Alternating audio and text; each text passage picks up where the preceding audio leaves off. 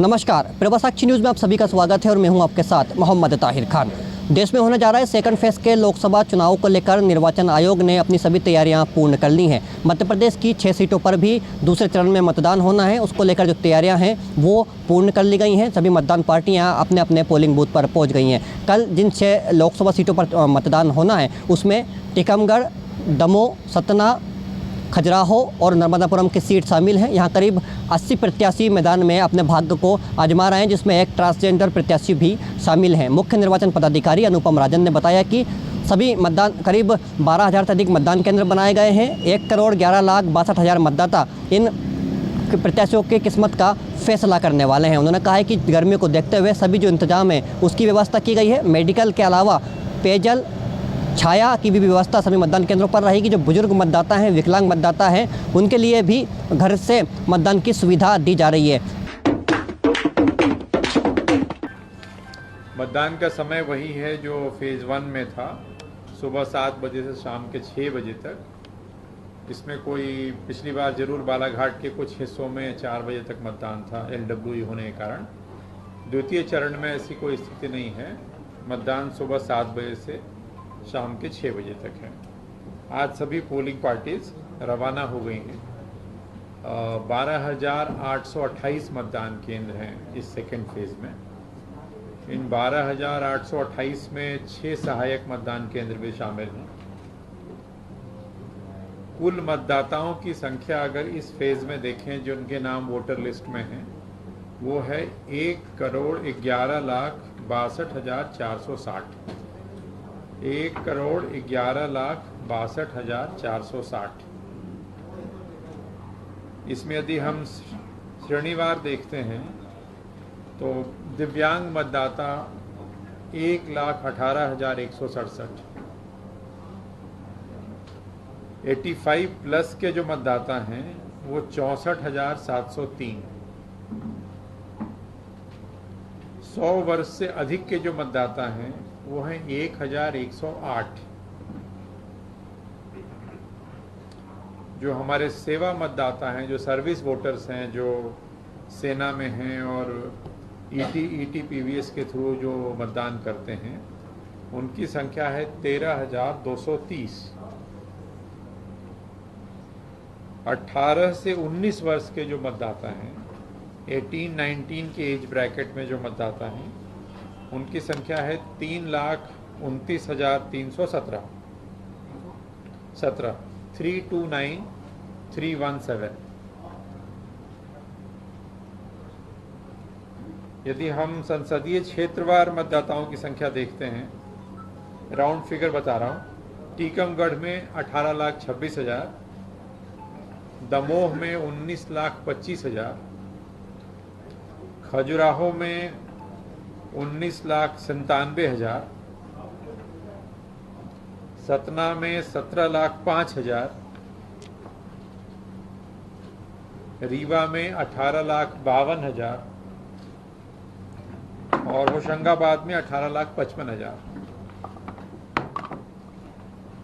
मैंने लास्ट वाले 3 डिजिट छोड़े हैं। मतदान केंद्रों में मैंने आपको बताया कि 12,828 मतदान केंद्र हैं, 6 सहायक मतदान केंद्रों को शामिल करते हुए। इसमें जो हम पिंक पोलिंग बूथ कहते हैं, मतलब ऐसे मतदान केंद्र जो पूर्णतः हमारी महिला अधिकारियों कर्मचारियों के माध्यम से संचालित हैं, वो हैं 1136। 1,136। हमारे दिव्यांग साथियों के माध्यम से जो संचालित मतदान केंद्र हैं वो हैं 32। जो आदर्श मतदान केंद्र बनाए गए हैं इस चरण के लिए वो हैं 498। सभी मतदान केंद्रों पे जो आधारभूत न्यूनतम सुविधाएं हैं वो व्यवस्था उसकी की गई है और उसके साथ साथ गर्मी को देखते हुए पेयजल की व्यवस्था, छाया की व्यवस्था, दवाइयों की व्यवस्था, हेल्प डेस्क वगैरह, ये सारी व्यवस्थाएं जैसा हम लोगों ने प्रथम चरण में की थी वैसे ही सेकेंड फेज में भी कर रहे हैं। तो तमाम जो आवश्यक व्यवस्था है जिसके माध्यम से सहज रूप से और सुगम रूप से मतदान हो सके, वो व्यवस्था मतदान केंद्रों पे की गई है। हमारे जो मतलब क्रिटिकल जो मतदान केंद्र है, जिनको हम कई बार संवेदनशील मतदान केंद्र कहते हैं, इस चरण में इसकी संख्या 2865 है।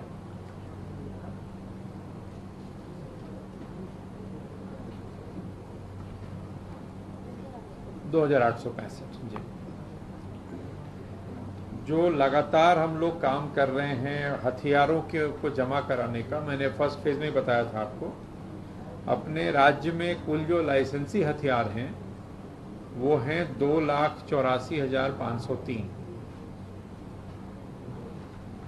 इस 2,84,503 हथियारों में से अभी तक 2,73,507 हथियार जमा कराए गए हैं विभिन्न थानों में। जो आपको गैप दिखता होगा, गैप न के बराबर है। तो इसके अतिरिक्त, जो जमा कराने के अतिरिक्त 795 हथियार निरस्त किए गए हैं, 192 हथियार जब्त किए गए हैं। कुछ हथियारों को छूट होती है बैंक में, जैसे गार्ड्स के पास होते हैं, कई सुरक्षा संस्थान हैं जहां पे जो गार्ड्स होते हैं उनके पास होते हैं। कुछ लोगों को थ्रेट परसेप्शन के कारण हथियार रखने की छूट होती है। तो सुरक्षा की दृष्टि से 8,150 शस्त्रों को छूट है।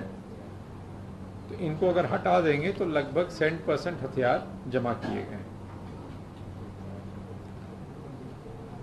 राज्य में 676 फ्लाइंग स्क्वाड टीमें और 810 जिसको हम एसएसटी कहते हैं, वो लगातार काम कर रहे हैं। उनके माध्यम से निगरानी रखी जा रही है।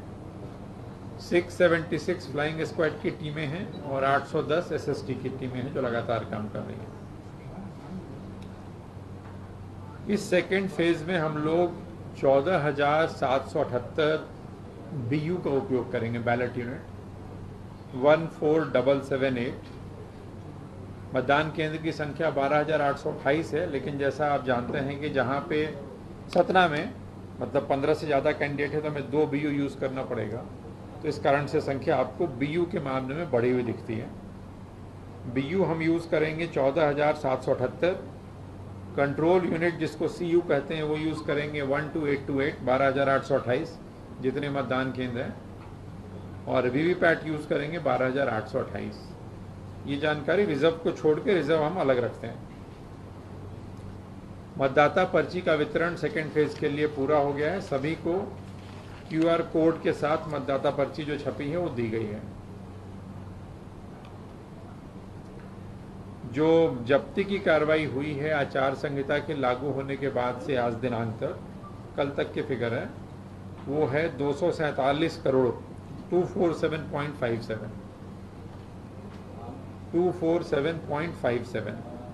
इसमें जो नगद राशि है वो है 20.73।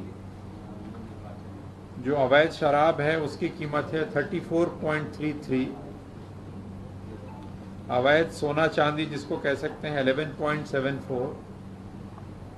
मादक पदार्थ 22.30 और अन्य सामग्री है वो 158.47 करोड़। इस प्रकार कुल जब्ती जो है वो 247.57 करोड़ की है। इसी में मैं आपको कुछ जो बड़े सीजर हैं वो बता देता हूँ। 1 करोड़ से अधिक वाली शाहजहाँपुर में 23 मार्च को 1.16 करोड़ की जब्ती हुई थी, शराब और ट्रक को मिला करके। इंदौर में 29 मार्च को करीब 8 किलोग्राम ब्राउन शुगर जब्त किया गया था जिसका मूल्य 7.70 करोड़ है। अलीराजपुर में 30 मार्च को एक जब्ती हुई थी जिसमें अवैध शराब और ट्रक जब्त हुआ था जो करीब 1 करोड़ 5 लाख जिसका मूल्य है। ग्वालियर में 17 तारीख को पिछले ही सप्ताह एक कोल्ड स्टोरेज कमला कोल्ड स्टोरेज में करीब 1,31,653 बोरों में अनेक प्रकार की सामग्री मेंथोल जैसे थी जो बिना किसी हिसाब किताब के रखी गई थी। उसको सेंट्रल जीएसटी की टीम ने जब्त किया था, जिसका मूल्य 106 करोड़ है।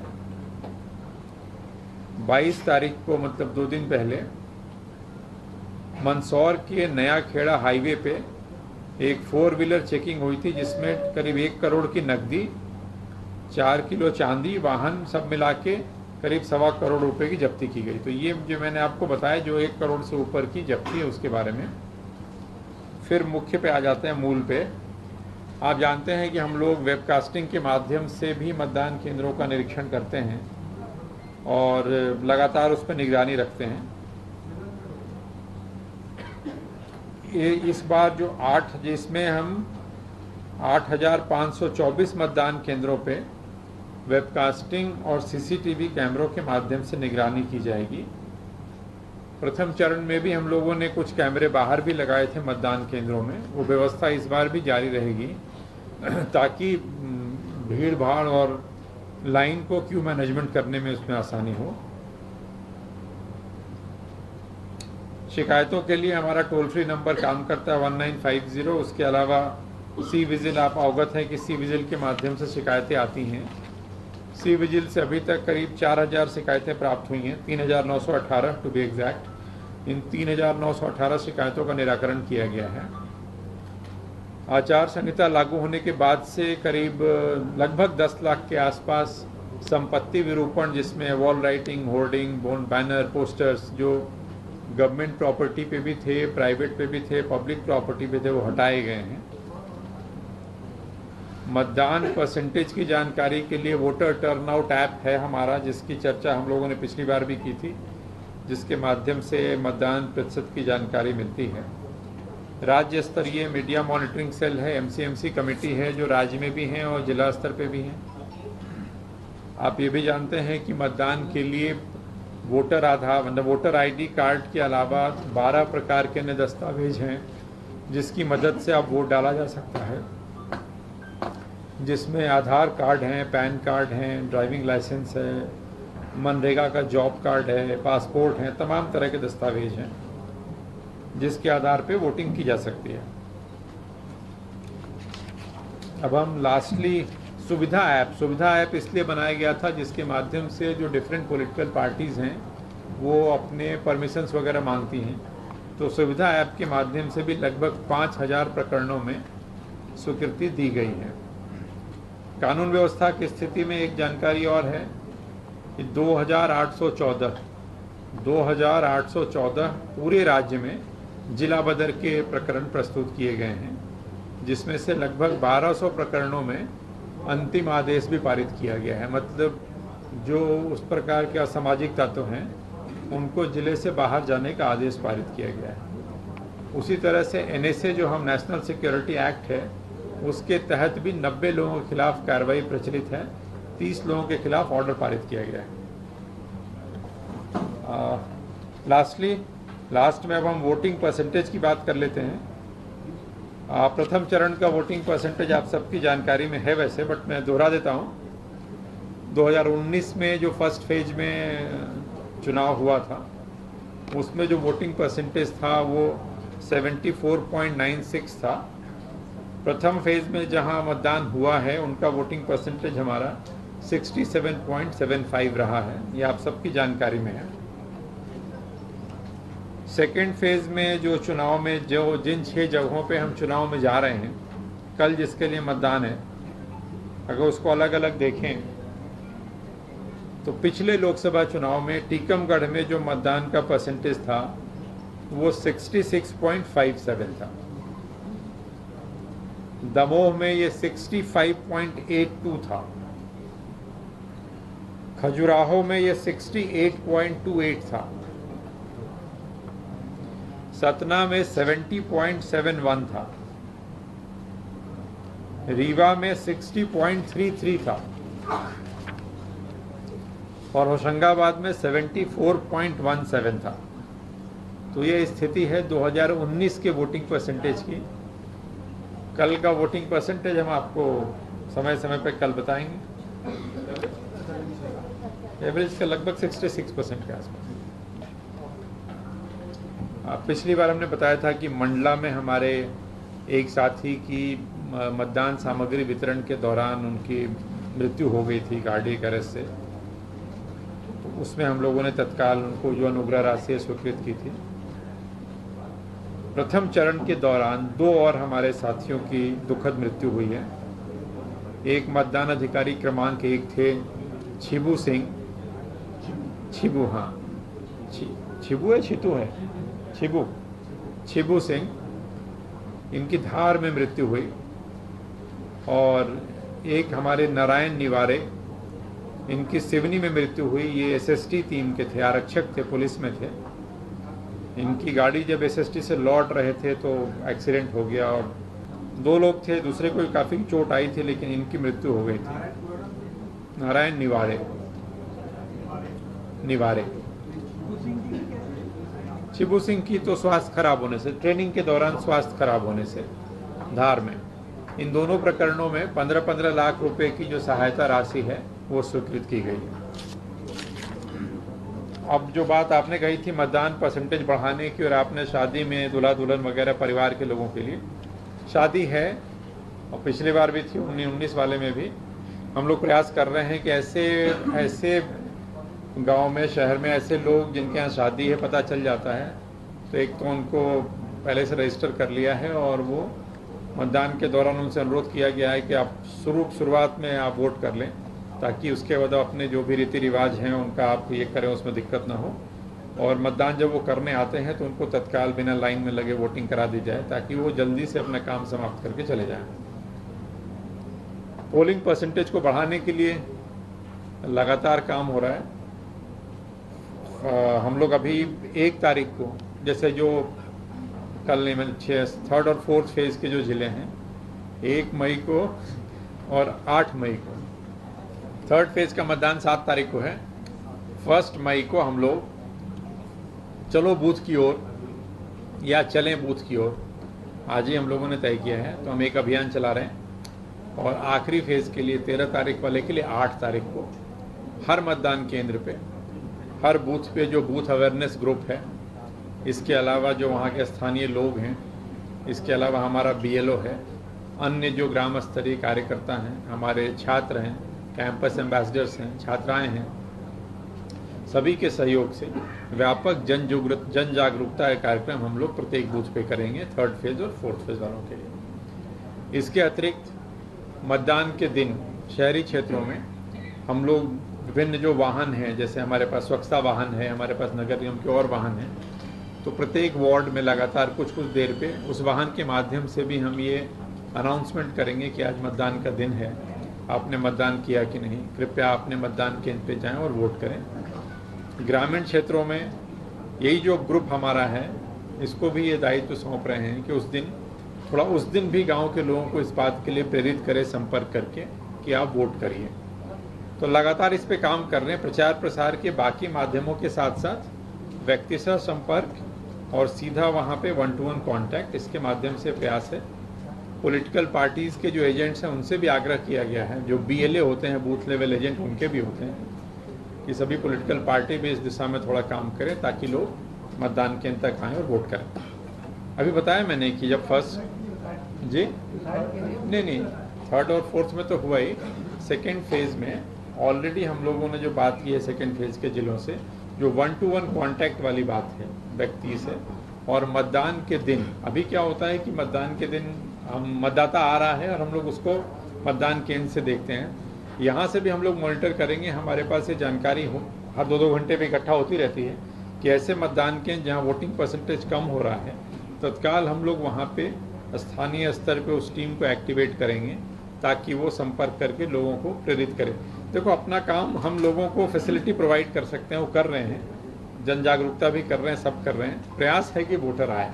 इसके अलावा जैसे वेबकास्टिंग के थ्रू मॉनिटरिंग करते हैं, वो निर्देश भी हम लोग राज्य स्तर से भी करेंगे, और जिलों को भी बताया है वीडियो कॉन्फ्रेंस के थ्रू सारे कलेक्टर्स को, कि हम यहाँ से देख पाते हैं कि यदि मैं एक स्क्रीन पे एक समय 8 मतदान केंद्रों को देख रहा हूँ अगर, और मुझे दिखता है कि 3 में तो लाइन अच्छी लगी है या 4 में लगी है, 4 में नहीं लगी है, तो उन 4 में अपन वहाँ बात कर सकते हैं, लोगों को इस बात के लिए प्रेरित कर सकते हैं, कांटेक्ट कर सकते हैं।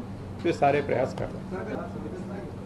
नहीं, हम सब जानते हैं कि ग्वालियर चंबल संभाग कानून व्यवस्था की दृष्टि से राज्य में ज़्यादा संवेदनशील है, चुनाव हो या चुनाव ना हो। तो इसके सिलसिले में ग्वालियर चंबल संभाग के सभी collectors, SP, IG, DIG, commissioner सबके साथ जिलेवार बहुत विस्तृत चर्चा हुई और उसकी रणनीति, फोर्स का डिप्लॉयमेंट हो या जो जिला में जो कार्रवाइयाँ हैं, इन सभी की डिटेल समीक्षा की गई। स्थिति ठीक है और बट अभी टाइम है वहाँ पे, तो और उसको गति देने का प्रयास किया जाएगा और इस तरह के निर्देश दिए गए। लाइसेंस निरस्त होते हैं, यदि जो लाइसेंस धारक होता है, यदि कोई अपराध करता है उसमें लाइसेंस निरस्त होते हैं, वो आर्म्स एक्ट में प्रावधान है।